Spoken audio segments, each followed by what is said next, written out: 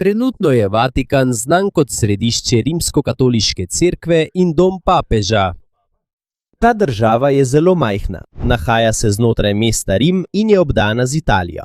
Nima obsežnega ozemlja in nima velikega prebivalstva. In edina švicarska garda, ki jo vidimo v Vatikanu, je glavna, ki varuje in ščiti papeža. Ampak ali veš, da je bilo stanje tukaj v srednjem veku povsem drugačno? V tistem času papež ni bil samo verski voditelj, bil je tudi mogočen vladar s svojim ozemljem, denarjem, uradniki in vojsko. Dežele, ki jih je upravljal, so se imenovale papeške države. Obsegale so velik del osrednje Italije. Vladavina papeža tam je bila kot pravo kraljestvo. Sklepal je sporazume s kralji, se vmešaval v politiko, pobiral davke in se vojskoval proti drugim vladarjem. Tudi papeži so takrat uporabljali plačane vojake, ki so se borili zanje. Zato, ko so v preteklosti videli simbol svetega očeta na čelu vojske, je bilo jasno, da se ne borijo samo za vero. Sem so spadali zemlja, moč, denar in nadzor nad kraljestvi. In tukaj se je začela velika težava. Ko je vlada papežev postajala bogatejša in močnejša, je vedno več ljudi začelo spraševati, ali je smer, v katero gre cerkev, še vedno prava.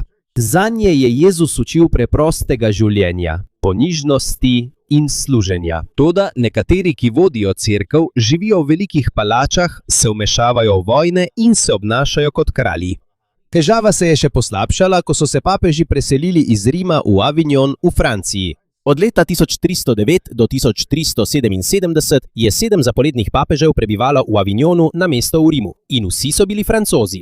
Zanje niso zgradili navadne hiše. Papeška palača v Avignonu je videti kot velika trdnjava, ima zelo debele stene in očitno je bila zgrajena ne samo kot versko središče, ampak tudi kot dom močnega voditelja. Čeprav so bili v Franciji, so papeži še naprej upravljali svoja ozemlja v Italiji. Pošiljali so uradnike in vojake, da bi zaščitili svojo oblast. Vendar pa veliko Rimljanov s tem ni bilo zadovoljnih. Zanje bi moral biti sveti oče v Rimu. Ker je bilo mesto že dolgo povezano s svetim Petrom in vodstvom cerkve, jim tudi ni bilo všeč, da ima Francija tako velik vpliv na svetega očeta. Ko se je papež Gregorij XI vrnil v Rim, so mnogi upali, da se bodo težave končale. Toda ko je leta 1377 umrl, so se začeli še večji nemiri. Kardinali so v Rimu izbrali novega papeža, to je bil Urban VI. Kmalu so nekateri kardinali povedali, da so ga izbrali le zaradi pritiska in strahu pred jezo ljudi v Rimu. Zaradi tega so izbrali še enega papeža, ki je živel v Avignonu. In zaradi tega sta nenadoma obstajala dva papeža. Oba sta trdila, da sta prava voditelja cerkve. Niso bili razdeljeni samo cerkveni uradniki, razdeljena so bila tudi kraljestva v Evropi. Nekatere države so podprle papeža v Rimu, druge pa so podprle papeža v Avignonu. Pogosto njihova izbira ni bila odvisna samo od vere, ampak tudi od njihovih političnih zavezništev in sovražnikov. Ta težava se je imenovala Zahodni razkol. Bilo je kot organizacija z dvema osebama, ki sta obe trdili, da sta prava voditelja. Oba sta imela svoje uradnike, svoje podpornike in svoje ukaze. Toda s tem se zmeda ni končala. Leta 1409 so nekateri kardinali sklicali koncil v Pisi. Njihov načrt je bil odstraniti oba sprta papeža in izbrati novega voditelja. Na papirju je bila rešitev preprosta. Toda oba papeža sta zavrnila odstop. Namesto da bi se težava rešila, se je še poslabšala. Iz dveh papežev so naenkrat postali trije, ki so hkrati uveljavljali svojo oblast. En papež je bil v Rimu, en v Avignonu, tretjega pa je izbral koncil v Pisi. Vsak je imel svoje kardinale, lastne uradnike in države, ki so ga podpirale. Za navadnega kristjana tistega časa je bila to velika težava. Komu naj sledijo? Kdo je pravi papež? Če podpirajo napačnega voditelja, kaj se bo zgodilo z duhovniki in škofi, ki jih je ta imenoval? In če vse tri strani trdijo, da so ostali sovražniki cerkve, kdo govori resnico? Zaradi tega je zaupanje mnogih ljudi v vodstvo cerkve postopoma upadlo. To pa ne pomeni, da so izgubili vero v Boga. Tisto, kar so postavili pod vprašaj, je bilo vedenje in moč ljudi, ki vodijo cerkev. Eden prvih pogumnih kritikov je bil John Wycliffe, angleški duhovnik, teolog in učitelj na Oxfordski univerzi. Za Wycliffa papež ne bi smel veljati za najvišjo avtoriteto in prav tako ne bi smel veljati za nezmotljivega v vseh stvarih. Verjel je, da je najpomembnejša osnova krščanskega nauka Sveto pismo oziroma Biblija. Kritiziral je tudi pretirano bogastvo nekaterih cerkvenih voditeljev in njihovo vmešavanje v politiko. Zanj, če verski voditelj živi v pohlepu in se vdaja zlorabam, njegov naslov ni dovolj, da bi rekli, da je vse, kar počne, pravilno. Ostre besede je uporabil Wycliffe proti nekaterim papežem in kardinalom. A pomembnejše od njegovih žalitev je bilo ključno vprašanje, ki ga je odprl. Od kod v resnici prihaja prava avtoriteta cerkve? Od mogočnega voditelja ali iz naukov zapisanih v Svetem pismu? Njegove ideje niso takoj povzročile velikih sprememb v Angliji, toda njegova pisma so prispela v Bohemijo, del današnje Češke republike. Tam je bil njihov vpliv močnejši. Eden tistih, ki je pripomogel k širjenju njegovih idej, je bil Hieronim iz Prage. Študiral je v Oxfordu in prinesel kopije Wycliffovih pisem nazaj v Prago. Wycliffe je bil že dolgo mrtev, ko so njegove ideje zares začele vplivati na ljudi. Toda njegova dela so bila kot ogenj, ki se je še naprej širil, tudi kot človeka, ki ga je zanetil, ni bilo več. Eden izmed ljudi, ki so jih te ideje močno prizadele, je bil Jan Hus. Hus je bil češki duhovnik, učitelj in pridigar. Poučeval je na praški univerzi in pridigal v Betlehemski kapeli. Ta kapela je bila posebna, ker so bile pridige tam podane v češkem jeziku. V tistem času je bilo veliko verskih obredov in razprav v latinščini. To je bil jezik, ki ga večina navadnih ljudi ni več razumela. Vendar je Jan Hus želel, da bi ljudje jasno razumeli, kaj jih učijo. Zato so imeli tudi pesmi in verska besedila v češčini, da so lahko ljudje sledili. Husovo sporočilo je bilo neposredno. Verjel je, da bi morali duhovniki in cerkveni voditelji živeti pošteno. Ni dovolj, da nosijo verska oblačila ali imajo visok položaj. V njihovem vedenju bi se morale odražati nauki, ki jih učijo. Obsodil je pohlep, prodajo cerkvenih položajev, zlorabo moči in pretirano vmešavanje verskih voditeljev v politiko. Pogosto je primerjal preprosto življenje Jezusa s razkošnim življenjem nekaterih papežev in škofov. Jezus je svojim učencem umil noge kot znak ponižnosti, vendar pa nekateri cerkveni voditelji delujejo kot kralji. Jezus je izgnal tiste, ki so v templju trgovali, vendar pa so ljudje, ki uporabljajo cerkev za zaslužek in pridobivanje politične moči. In medtem ko cerkev uči o enotnosti, so se trije papeži hkrati prepirali, kdo naj vodi. Zaradi tega so se privrženci Husa v Bohemiji hitro množili. Toda v očeh njegovih nasprotnikov so bile njegove ideje nevarne. Ni le, da je kritiziral slaba dejanja nekaterih duhovnikov. Prav tako je postavljal pod vprašaj, ali je treba slediti cerkvenemu voditelju, če njegova dejanja nasprotujejo svetopisemskemu nauku. Medtem ko je podpora Janu Husu naraščala, so kralji in cerkveni uradniki iskali način, kako končati problem treh papežev. Eden glavnih, ki so ukrepali, je bil Sigismund, kralj Nemčije, ki je kasneje postal tudi svetorimski cesar. Želel je ponovno vzpostaviti enotnost cerkve, saj je zmeda že vplivala na politiko celotne Evrope. Zaradi tega je sklical velik koncil v mestu Konstanca, ki leži v sodobni Nemčiji. Koncil v Konstanci se je začel leta 1414. Srečanje je bilo zelo veliko. Prišli so kardinali, škofi, duhovniki, učenjaki, veleposlaniki, kraljevi uradniki, trgovci in drugi obiskovalci iz različnih delov Evrope. Obstajajo ocene, da je v mestu v nekaj letih trajanja koncila začasno bivalo na tisoče ljudi. Celoten Konstanca je bilo treba pripraviti. Povečala se je potreba po hrani, nastanitvah in storitvah. Pekarji, mesari, ribiči in trgovci so trdo delali, da bi oskrbeli številne obiskovalce. V mestu so se slišali tudi različni jeziki, saj so udeleženci prihajali iz številnih držav. Koncil je moral rešiti tri velike probleme. Prvič, končati je bilo treba obdobje treh papežev. Drugič, rešiti je bilo treba probleme in zlorabe znotraj cerkve. In tretjič, soočiti so se morali z ljudmi, za katere so menili, da širijo napačna prepričanja. Eden izmed tistih, ki so jih poklicali na koncil, je bil Janez Hus. Njegovi prijatelji so mu svetovali, naj ne gre. Vedeli so, da ima veliko mogočnih sovražnikov. Toda Sigismund mu je dal obljubo, da bo lahko varno prišel in se tudi varno vrnil domov. To se imenuje jamstvo varnega prehoda. Hus je verjel, da bo dobil priložnost, da ustrezno pojasni svoja prepričanja. Bil je pripravljen braniti samega sebe s pomočjo Svetega pisma in jasne razlage Svetega pisma. Zato je, čeprav je vedel, da je nevarno, odšel v Konstanco. Ob istem času je v mesto prispel tudi eden od 3 papežev, Janez 22. Ni sodobni papež Janez 23, ki je vodil v 20. stoletju. Bil je eden od pretendenta v času zahodnega razkola in je bil kasneje priznan kot protipapež. Sprva so ga sprejeli z velikim navdušenjem. Ljudje so množično prihajali, da bi ga videli in prejeli njegov blagoslov. Vendar ni bil on edini v središču velikega zbiranja. Na božični dan leta 1414 je v Konstanco prispel Sigismund. Njegova procesija je šla po ulicah proti katedrali, kjer so potekale pomembne seje koncila.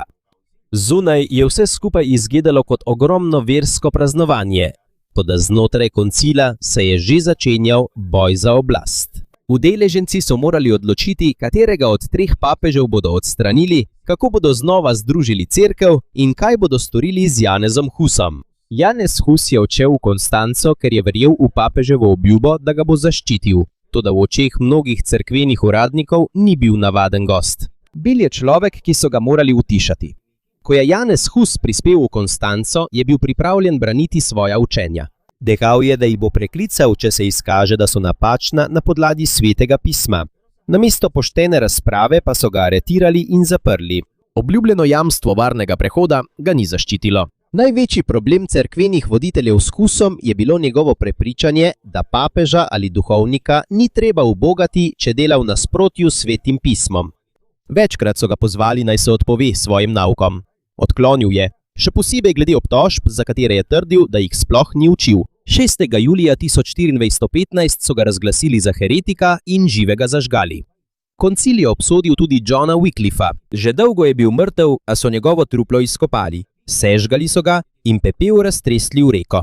Koncil je mislil, da se bo s tem končal njun vpliv, toda so se njune ideje še bolj razširile. Konstanški koncil je rešil tudi problem sprtih papežev. Odstranili so vse preostale pretendente in 11. novembra 1417 izbrali Martina V. za novega papeža. S tem se je končala razdeljenost vodenja zahodne cerkve. Vendar pa Husa na Češkem niso imeli za zločinca. Za njegove privržence je bil mučenik. Tukaj se je okrepilo husitsko gibanje. Bili so zmerni, ki so si želeli le sprememb v cerkvi. Obstajala pa je tudi radikalna skupina imenovana Taboriti.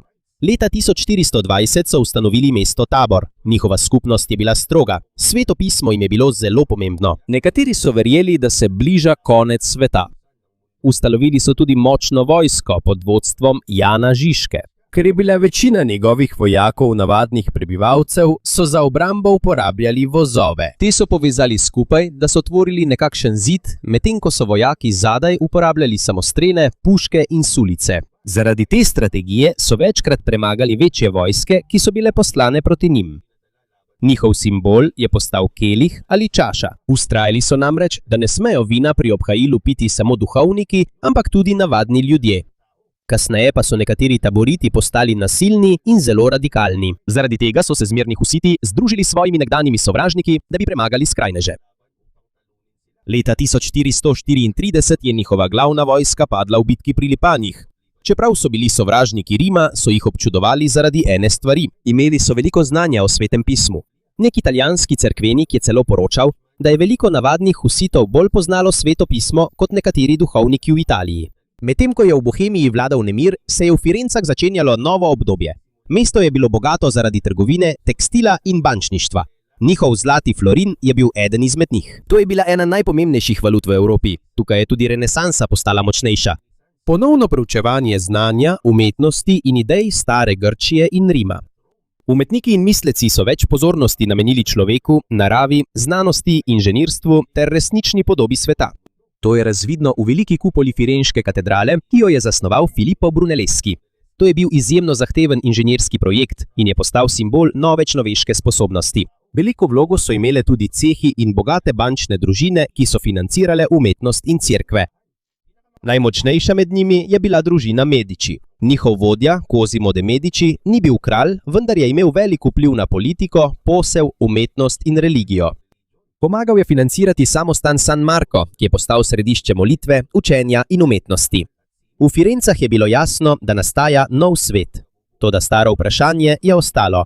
Kako združiti vero, denar, moč in novo znanje, ne da bi pri tem uničili pravi namen religije? V samostanu San Marco lahko vidimo, kako je renesansa združila vero in novo obliko umetnosti.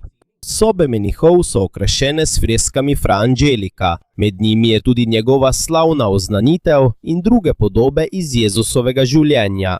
Cosimo de Medici je imel tam tudi svojo sobo. Bila je preprosta v primerjavi z njegovim razkošnim življenjem, a še vedno večja od običajnih sob menihov. Slikarije Fra Angelika so verske. Toda obrazi in gibi ljudi so bolj naravni, niso več videti oddaljeni ali brez čustev. Videti so kot resnični ljudje, ki doživljajo žalost, veselje in strah. To se je še bolj razširilo v delih Sandra Botticellija. Poleg podob Marije in Jezusa je uporabljal tudi like iz starogrške in rimske mitologije. V njegovi Primaveri je v središču Venera, boginja ljubezni in lepote.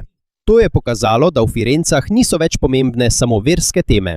Umetniki in učenjaki so znova preučevali klasični svet, da bi bolje razumeli lepoto, naravo in sposobnosti človeka. Družina Medici je zbirala tudi številne starodavne rokopise. Kasneje je Michelangelo zasnoval Laurentisko knjižnico, da bi shranili to zbirko. Takrat so bile knjige zelo drage in redke. Nekatere so bile celo priklenjene na mizo, da jih ne bi ukradli. Študent je moral pristopiti k rokopisu in tam brati. Ti stari teksti so pomembni, ker so prinesli ideje iz antične Grčije in Rima. Zaradi tega so renesančni misleci bolj cenili talent, telo in dostojanstvo človeka. To je mogoče videti v umetnosti Michelangela. V njegovih kipih je človeško telo podrobno in mogočno. Zanj ustvarjanje umetnosti ni bilo le delo. To je kot osvobajanje skrite oblike, ki je že v kamnu. Tudi verska umetnost je postala bližja vsakdanjemu življenju. Podobe Marije so izgledale kot resnična mlada mati. Jezus pa je bil prikazan kot vesel, igriv dojenček, ne le kot oddaljen simbol vere. Družina de la Robbia je ustvarila tudi veliko pisanih terakotnih kipov Marije in malega Jezusa. Dela Luc de la Robbia za Firenško katedralo so prikazovala otroke, ki pojejo, plešejo in slavijo Boga. Renesansa je pokazala, da je lahko umetnost verska, hkrati pa slavi življenje in človeškost. Toda medtem ko je Firence cvetela, je bilo stanje v Rimu povsem drugačno. Ko je papež Martin V. prispel tja leta 1420, je bila vlada šibka, veliko stavb pa je bilo poškodovanih ali zapuščenih. Tudi nekdanji mogočni rimski forum so uporabljali za druge vsakdanje namene. Zato so papeži začeli obnavljati mesto. Popravili so ceste, cerkve in vodovod. Toda razlog ni bil le praktične narave. Želeli so tudi povrniti zaupanje in moč papeštva. Papeži so vedeli, da navadni ljudje lažje občutijo moč, ko jo vidijo v velikih in lepih stavbah. Zato so uporabili umetnost in arhitekturo, da bi pokazali, da je cerkev ponovno močna. Največji simbol tega je nova bazilika svetega Petra. Njena gradnja se je začela leta 1506, v času papeža Julija 16. Pri tem je sodelovalo veliko znanih arhitektov in umetnikov. Med njimi so bili Bramante, Michelangelo in Bernini. Trajalo je več kot stoletje, preden je bila dokončno končana leta 1626. Njena velikost, kupola, kiparstvo in okraski imajo jasno sporočilo. Po dolgem obdobju razdeljenosti in oslabitve se Rim vrača kot središče mogočne cerkve. Ko se Rim ponovno bogati, so papeži zase gradili razkošne palače in vile. Ena izmed njih je Villa Giulia, ki jo je papež Julij III. Zgradil kot svojo poletno rezidenco. Pri vsaki novi gradnji so pod mestom izkopali starodavne kipe. Med njimi sta bila Laokoont in Apollon Belvederski, ki sta postala velik navdih za renesančne umetnike. Čeprav ti kipi izvirajo iz poganske Grčije in Rima, so jih papeži vseeno zbirali. Za humaniste v renesansi so ti kipi predstavljali lepoto, moč in sposobnosti človeškega telesa. Eden najbolj znanih humanističnih papežev je bil Pij II. Preden je postal duhovnik, je bil najprej pisatelj in diplomat. Napisal je celo romantični roman. Ko je postal papež, je začel vladati previdneje in se skušal distancirati od nekaterih svojih prejšnjih del. Uporaba moči za družino se je še poslabšala v času papeža Sixta IV. Veliko svojih sorodnikov je imenoval za kardinale. Takšno dajanje položaja v lastni družini se imenuje nepotizem. Sixt je tudi dal zgraditi Sixtinsko kapelo, ki je po njem dobila ime. Njegov čas je pokazal dva obraza renesančnega papeštva. Velika podpora umetnosti, a hkrati močna družinska politika. Še bolj kontroverzen je bil naslednji pontifikat papeža Aleksandra VI. Iz družine Borgia. Obstajajo dokazi, da je uporabljal denar in politične dogovore, da bi si zagotovil podporo pri svoji izvolitvi za papeža. Svojim otrokom in sorodnikom je podelil visoke položaje, vključno s Cezarejem Borgio. Obstaja tudi veliko zgodb o škandalih v njegovi palači, vendar pa nekatere najbolj šokantne zgodbe izvirajo od nasprotnikov družine Borgia in niso vse dokazano resnične. Kljub temu je jasno, da je njegovo vladanje postalo simbol korupcije, družinskih ambicij in pretiranega prepletanja religije ter politike. Zaradi tega se je v Firencah okrepila jeza pod vodstvom dominikanskega meniha Girolama Savonarole. Neposredno je obsodil pohlep, razkošje in korupcijo italijanskih voditeljev, še posebej papeža. Verjel je, da bo Bog kaznoval Italijo, če se ljudje ne bodo spremenili. Leta 1497 so njegovi privrženci izvedli tako imenovano grmado ničevosti. Sežgali so stvari, ki so jih imeli za simbole razkošja in greha, kot so igralne karte, kozmetika, draga oblačila ter nekatere knjige in slike. Ko je Savonarola kritiziral avtoriteto papeža Aleksandra VI., je bil izobčen iz cerkve. Firenca je bila prav tako v nevarnosti, da izgubi posel zaradi pritiska iz Rima. Podpora Savonaroli je postopoma izginjala. Aretrirali so ga, mučili in leta 1498 obesili ter zažgali skupaj z njegovima dvema redovnikoma. Toda vprašanje, ali je treba slediti papežu, ki ga obtožujejo korupcije, se z njim ni končalo. Po Aleksandru je prišel papež Julij II., ki so ga imenovali bojevniški papež. Ni le pošiljal vojske, osebno se je udeleževal vojaških pohodov, da bi ponovno osvojil ozemlja papeške države. Hkrati je bil tudi eden največjih pokroviteljev renesančne umetnosti. On je začel gradnjo nove bazilike svetega Petra. Prav tako je najel Michelangela in Rafaela, da ustvarita pomembna dela v Vatikanu. V njegovem času je bila leta 1506 ustanovljena tudi švicarska garda, vendar pa v nasprotju s priljubljeno zgodbo ni trdnih dokazov, da bi bil Michelangelo, je oblikoval njihovo trenutno uniformo. Papeži so prav tako uporabljali slike, da bi okrepili svoj politični vpliv. V Vatikanu so bile naslikane zgodbe o cesarju Konstantinu, vključno z njegovo zmago v bitki in sprejetjem krščanstva. Obstaja tudi star dokument imenovan Konstantinova darovnica.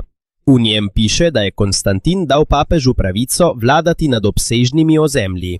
Toda v 1440 je humanistični učenjak Lorenzo Valla dokazal, da je dokument ponaredek. Uporabil je jezikovno analizo in pokazal, da so v dokumentu besede, ki v času Konstantina še niso bile v uporabi.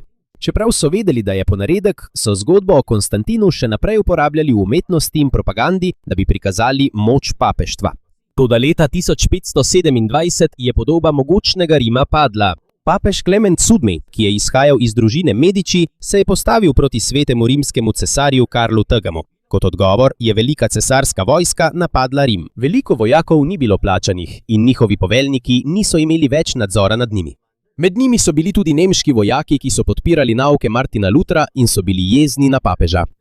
6. maja 1527 so vdrli v mesto. Klement je pobegnil iz Vatikana v Castel Sant'Angelo po dvignjenem in zaščitenem prehodu. Veliko švicarskih gardistov je umrlo, medtem ko so varovali njegov pobeg. V nekaj tednih je bil velik del Rima oropan in uničen. Veliko ljudi je bilo ubitih, mučenih ali izsiljevanih za odkupnino. Uničene so bile tudi cerkve, hiše in umetniška dela. Za kritike papeštva se je plenjenje Rima zdelo kot kazen, ki so jo že dolgo napovedovali reformatorji, kot sta Savonarola in Martin Luther. A vendar je na koncu znova prevladala politika.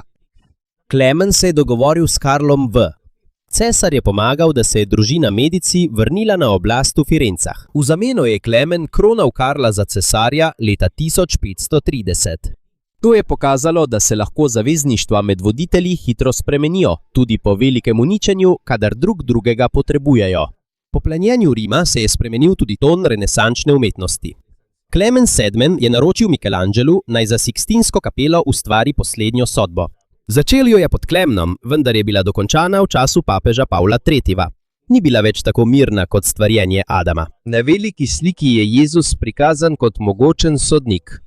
Mrtvi vstajajo, rešeni so dvignjeni navzgor, obsojeni pa padajo. Še vedno so prisotna podrobna in močna telesa, značilna za renesanso. Toda nekdanja lahkotnost in upanje sta izginila.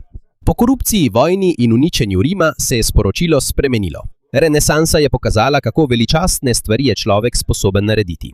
Toda zgodovina je pokazala tudi, kako veliko škodo lahko povzroči človek. Ko se vera, denar, družina in politična moč združijo brez omejitev.